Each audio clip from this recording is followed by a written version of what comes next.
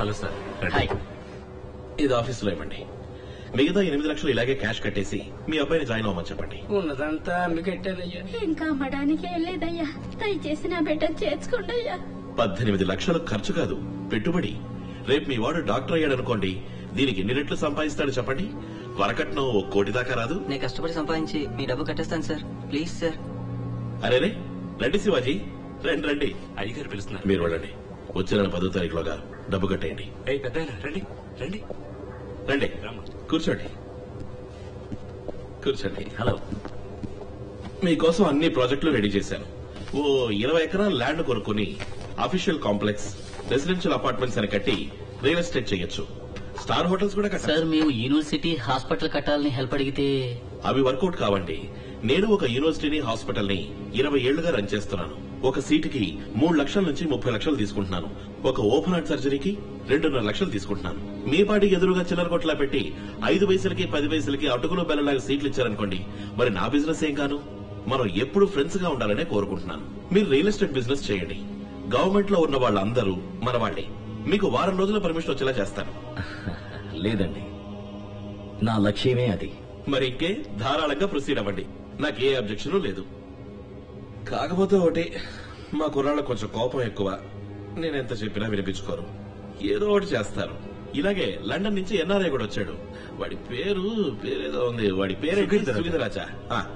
వాడిని కొట్టి తరివేశారు. వాడు ఎక్కడున్నాడో, ఏమయ్యాడో, భూమికి పైన ఉన్నాడో కింద ఉన్నాడో కూడా తెలియదు. ఏంటి బెదిరిస్తున్నారా? అయ్యో, బెదిరించడం కాదు శివాజీ, జరగబోయేది చెప్పాను. ఆ తర్వాత మీరే ఆలోచించి నిర్ణయించుకోండి. మీకు సహకరించడం ఇష్టం లేకపోతే మానేయండి, నేనే చూసుకుంటాను. Wish you all the best. Me project బాగా రావాలని నేను దేవుణ్ణి ప్రార్థిస్తాను.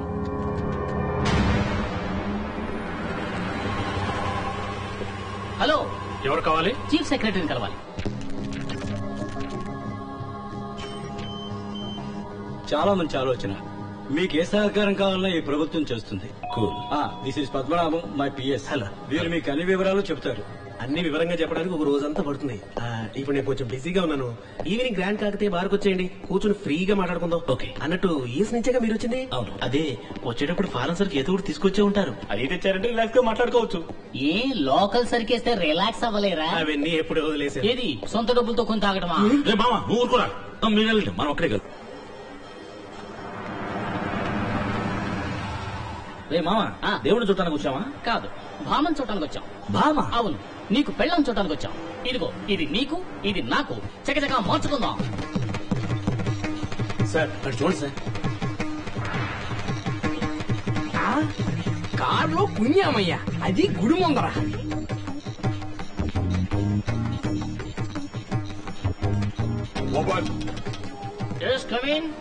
సార్ మగవాడు సార్. అవును, నేను మగాడే, ఆయన మగాడే. ఇందులో తప్పే ఉంది. ఇదేం కర్మయ్యా, భజగోవిందాం.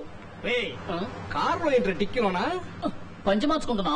దాని కారు ఎందుకు ఆడింది? అదా, పంచిని ఇలా మారిస్తే ఆడదు, ఇలా ఇలా ఇలా ఇలా ఇలా మారిస్తే ఆడి తీరుతుంది. అర్థమైతే మామా, I feel shy. You may go. Something wrong. పెళ్ళెక్కడ మామా? నీకు ఎప్పటి నుంచే వెతకాలి. ఇదే ఉన్న గుళ్ళన్నీ తిరుగుదాం. నీకెవరో నచ్చారంటే చెప్పు, 3 ముళ్ళు వేయించేస్తాను. మాయదారి మామా, నన్ను ఈ రేంజ్కి తీసుకొచ్చావు కదా. మరి నువ్వు కోరుకునే సంప్రదాయబద్ధమైన తెలుగు అమ్మాయిలందరూ కాల్ సెంటర్ కల్చర్ కి ఎప్పుడో మారిపోయారు. ఏదో ఒకళ్ళో ఇద్దరు మిగిలింటే వాళ్ళు ఏ పెళ్లి పందిళ్లలోనో లేదా శుక్రవారం పూట ఇలాంటి గోళ్లలోనో కనపడుతూ ఉంటారు. నీ కంటికి అమ్మ కనపడతారు చూసి పోరా.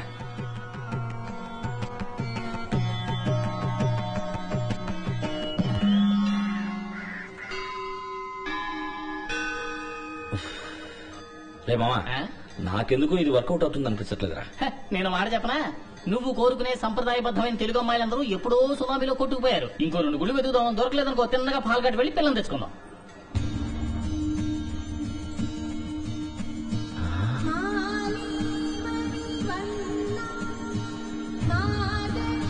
మంగళ ఎక్కడ? అక్కడ సూపర్లా.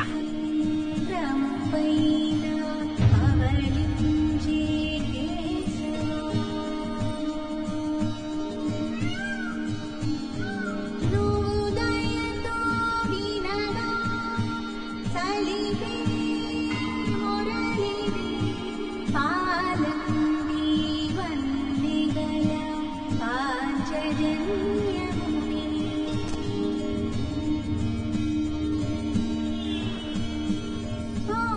రే మామ వెళ్ళి మాట్లాడరా.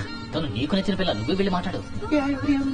I feel very shy and uncomfortable to speak with a strange woman, you know. అక్కడ మాట్లాడమంటే ఇక్కడ స్పీచ్ వదులుతావేంటరా? వెళ్ళి మాట్లాడరా. Excuse me, excuse me. మీకేం కావాలో? హైదరాబాద్ కి ఎలా వెళ్ళాలి సార్? జోకా? రే నువ్వు ఉంది హైదరాబాద్ లోనే. హైదరాబాద్ వచ్చేసిందంట్రా. సార్ మీకు చాలా థ్యాంక్స్ సార్.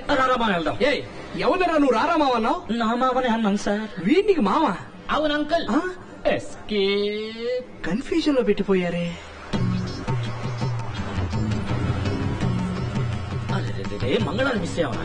మంగళాన్ని వదిలేరా, ఇక్కడ బంగ్లా వస్తుంది చూడు. పోటుకొత్త గుద్దింది కదరా. ఏదైనా ఫారెన్ విస్కీ ఓ లార్జ్ విత్ సోడా ఆర్డర్ ఇవ్వండి. సార్ ఇదిగో నేను తీసుకొచ్చాను. ఇది ఇంట్లో పెట్టుకుని తాగడానికి. ఆహా. మీ ప్రాజెక్ట్ కి fire department, airport authority, local municipality, water supply board, electricity board, pollution control board అని 16 డిపార్ట్మెంట్స్ లో క్లియరెన్స్ తీసుకోవాలి.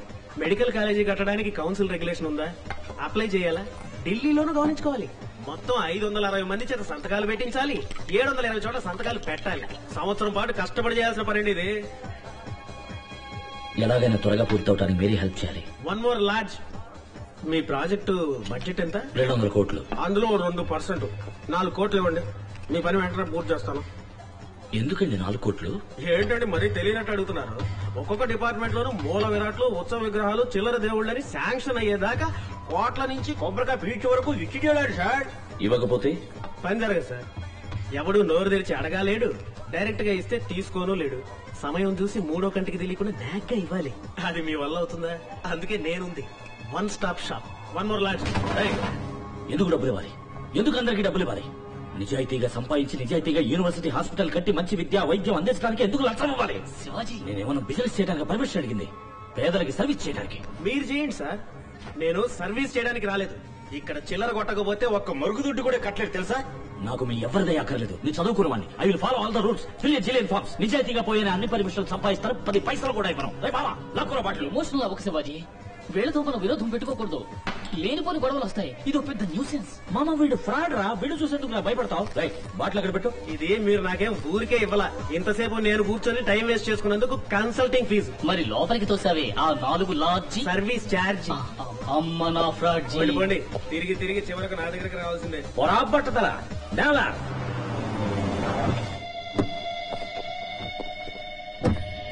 వైలేషన్ ఎక్కువగా ఉంది. వేలియేషన్ ఎఫ్ఓబియా సిఐఎఫ్ఆ? వాల్యుయేషన్ తప్పండి. మీరు కడుతున్న చోటు ఇన్స్టిట్యూషన్ జోన్ కేటగిరీలో లేదండి. జోన్ కన్వర్షన్ చేయాలి. సిటీ లిమిట్స్ దాటడం వల్ల తహసీల్దార్ దగ్గర ఒక ఎన్ఓసి తీసుకురండి. ఈ ఏరియాలో 4 అంతస్తుల నుంచి కట్టకూడదే. Establishment of medical college regulation 2000 ఓసారి మీరు చదవండి. డబ్బు ఇండియాలోకి తీసుకురావడానికి రిజర్వ్ బ్యాంక్ క్లియరెన్స్ ఇస్తున్నారా? సేల్ డీడ్ గురించి లీగల్ ఒపీనియన్ కావాలి. దీనికి అధికారం సెంట్రల్ కే ఉంది.